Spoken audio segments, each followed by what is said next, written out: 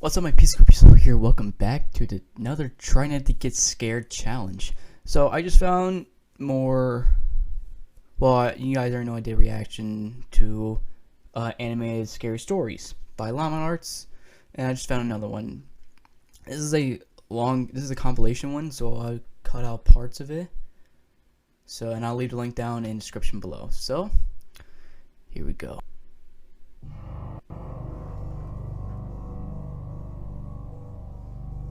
My name is Ethan, and I'm a photographer. I took a trip last year with my wife to the Colorado mountains for an art project. My wife is also an avid skier, so she talked me into adding skiing into the trip. We had the option to book a room at a ski resort or rent out a private log cabin. The second one seemed more romantic, so I picked that one. Plus, it didn't hurt that it was cheaper. The cabin was nothing luxurious or anything. It was a single-floor, 4-room little thing. A 2-person bedroom, a small living room, a kitchen, and a bathroom. It may have been small, but the actual idea of being secluded in a warm log cabin during a blizzard was amazing. However, the storm was interfering with the cable signal, so we didn't have much to do this one particular evening. It was just starting to get dark out at this point, but there was still a decent amount of light outside, so I thought it would be perfect for getting a few shots and videos in the blizzard for backgrounds and wallpapers. I told my wife I'd be back within 10 minutes and slipped on my boots and coat. The moment I stepped outside and shut the door, I noticed footsteps leading up to the door in the snow that had blown under the wooden awning. I could see the prints doubled as whoever left them there turned and went the opposite direction. I was freaked the fuck out, but I wasn't about to go inside and scare my wife. I decided to give in to my curiosity and followed the prints to the right side of the cabin. What are you doing? Right away, I noticed that they led to the bedroom window. My heart froze in fear when I saw this. I could see my wife sitting on the bed using her iPad. She noticed me and I waved. She laughed. I continued to follow the footprints around the cabin to the other side. They led to the living room window on the other side. Someone was stalking us. But how long ago was the question?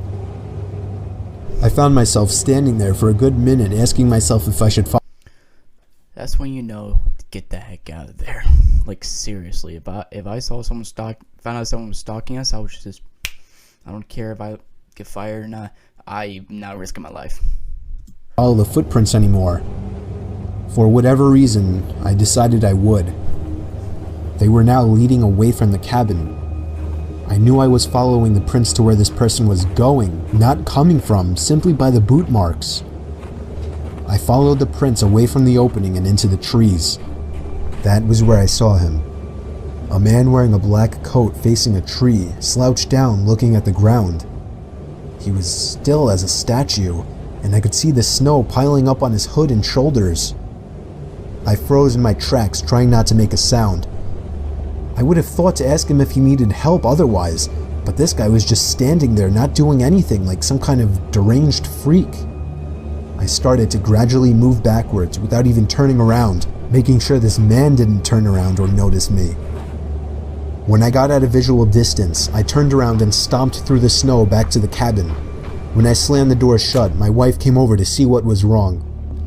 I saw worry in her eyes. I guess she saw the worry in mine. She knew I saw something, and after a few minutes of harassment, I finally told her what I saw. She immediately started packing her things, telling me we're leaving right away. I told her no, we're not going anywhere. I would not get a refund for leaving early, and I wasn't about to up and leave just because some weird guy was walking around outside. She made a point of locking both locks on the door and making sure all of the windows were sealed shut. For the rest of the night, we read stuff on our iPads. I reviewed the pictures and videos I had taken so far. We turned out the lights early as there wasn't much else to do. What if he's still out there? I remember my wife asking me. There's no way he's still out there, I then assured her. Listening to the wind blowing outside, along with the small flakes of snow hitting the windows, was strangely relaxing, and I knew I'd be able to fall asleep quickly. Except if it wasn't for the knock at the bedroom window. We were both still awake, and we both knew it was a knock from a person. I ushered my wife out of bed and out into the living room without turning on any lights. There was nothing to use as a weapon whatsoever. Our only option was to run before something might happen. I told my wife we'd have to forget our luggage and make a dash for the Jeep. We slipped on our boots and coats in the dark in a matter of seconds, and when we heard a knock at the living room window from the opposite side of our car, we took that opportunity to run. I pressed the unlock button, so grateful I chose to have remote locks on my Wrangler, and we hopped in. The car started with ease, and as soon as the headlights flashed on, the man was standing facing the log cabin on our side now. Not a window, just facing the wall of the cabin in the same position I had seen him in earlier, as if he were hiding his face. Oh my gosh. We drove to the nearby ski resort without much trouble in the Jeep. We stayed there for the night and went back the next day to the log cabin to collect our things we left behind. He wasn't there.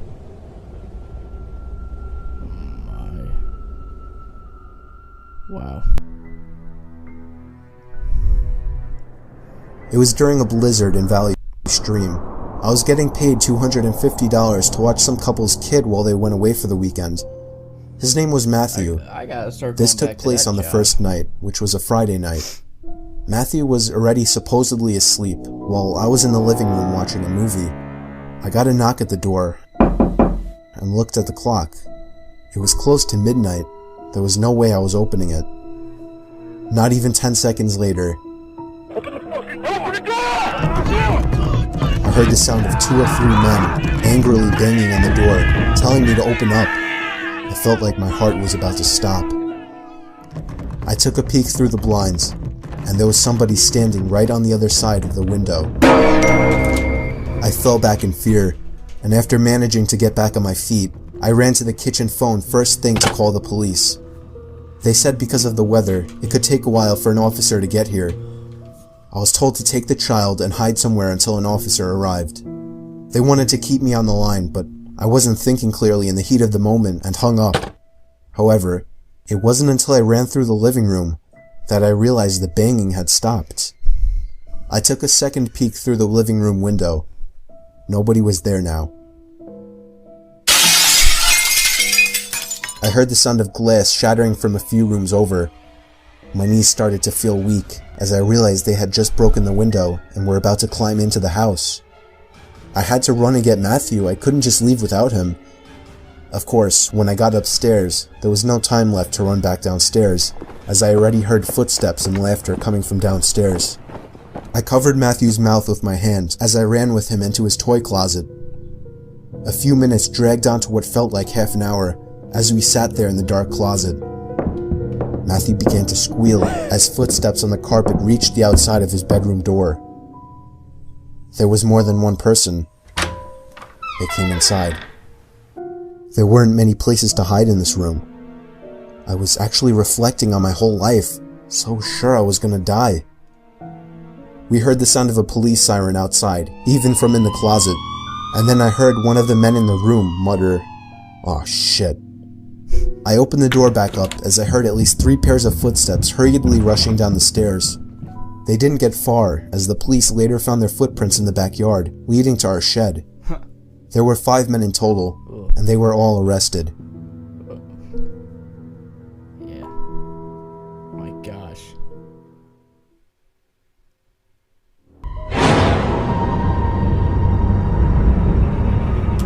This happened when I was 15 years old.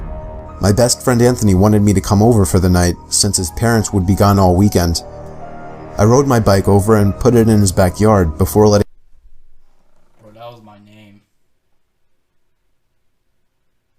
Oh, I don't like this story already. myself in through his back door. We played basically every video game he had, from FIFA all the way to Call of Duty.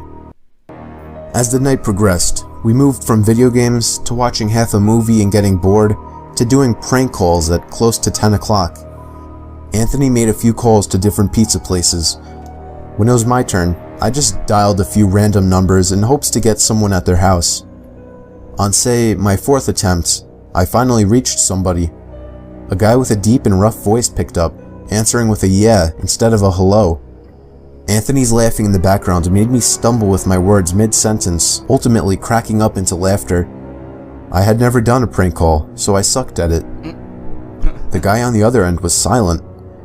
I regained a straight face and tried to continue with the call. It went something like this. Sir, would it be alright if I borrowed one of the wheels from your car? What's your name, kid? My name is Bob. Really? You sure it's not Anthony? It hit me like a brick. I looked up at Anthony, whose face was noticeably full of fear. I hung up the phone, not wanting to be on the line with whoever that was for another second. Anthony, who the hell was that? I asked him. I don't know, he told me. Does your caller ID info display your name or something? No, it shows my dad's name. We hopped on the computer and did some research, trying to figure out how it was possible to get someone's name through their phone number. Yeah. It didn't make sense how he could get Anthony's name so quickly. He was way too young at the time to be on any of those personal information sharing websites. We ended up asking a question on Yahoo Answers, since no one had a similar experience. The question turned up no answers. I suggested he call his dad, but he said he wasn't supposed to have anybody over for the weekend, so he didn't want to call. We planned on sleeping in the living room, so we just resumed watching the movie that we hadn't finished from earlier. Right after the phone call had left my mind, me and Anthony looked at each other when we heard his front storm door opening, and then the doorknob to the front door began to turn. It only was able to turn about halfway before the lock restricted it. Anthony turned off the TV, and I went over to the window to see who it was. I spread the blinds open. There was a tall guy standing outside. He noticed the blinds moving, and turned to look at me. I practically threw the blinds back into place. Me and Anthony hid in the kitchen, listening for any more noises. We heard the sound of the gate to the backyard opening, as it was right outside the kitchen window. God damn it, I said. I forgot to shut the back door. Anthony urged me to run and shut it. I made it to the hallway leading to his back door, and froze. There was a silhouette standing outside the back door. I don't think he noticed me, but he was surely looking into the house. He opened the door and stepped inside. I tiptoed to the kitchen and motioned for Anthony to follow me upstairs. We made it to his room as quietly as possible, pulling the door shut to avoid making any noise. We crawled under his bed. He had cloth covering the bottom of his bed, so you couldn't see anything under it unless you actually moved the cloth. The doors downstairs all opened, each one getting closer to the stairs. Thumps finally began up the stairs, and he was right outside the door now. The door to the room opened. I could hear Anthony's breathing. It was too loud. Footsteps moved over to the closet, and then the closet opened. I could hear the coat hangers being slid around as the fabric of the jackets and coats rubbed against each other. Footsteps moved over to the bed and stopped. I felt like my heart was about to explode out of my chest. Anthony's breathing was too loud. I had to cover his mouth with my hand. Nothing but silence in the room now. We laid still for so long, I almost thought he wasn't even in the room anymore.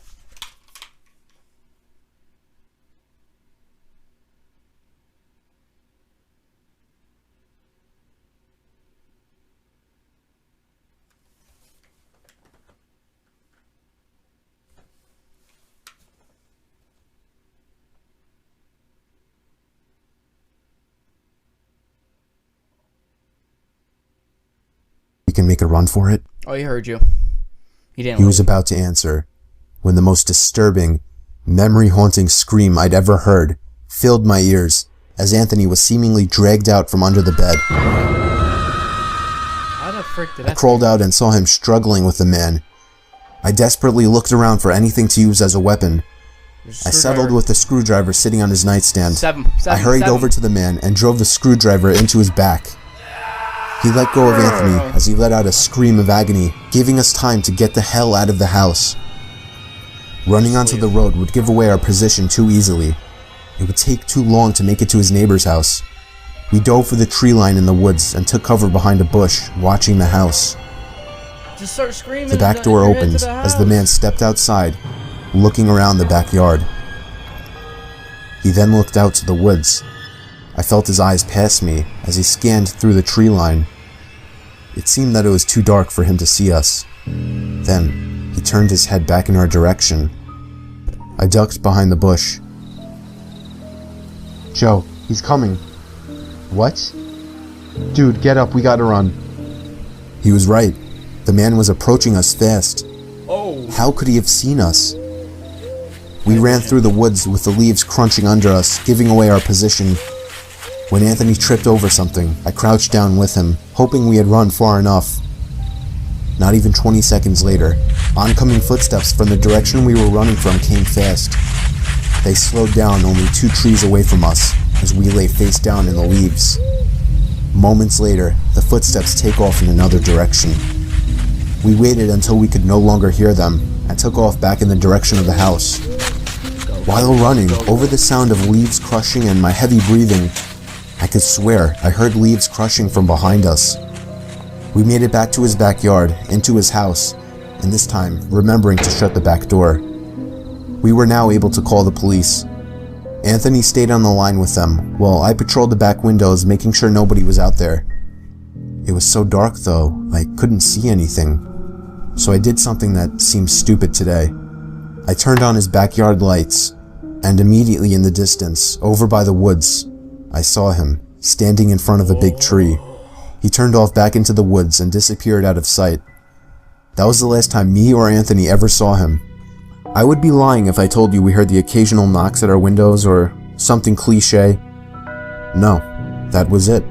Really? 5 years have passed and nothing has happened. Oh, holy crap. Do I wonder if it was somehow linked to the prank call? Maybe. Does it make sense? Not really. I think it does. But yeah, this was the story of how me and my still best friend Anthony almost died during a break-in.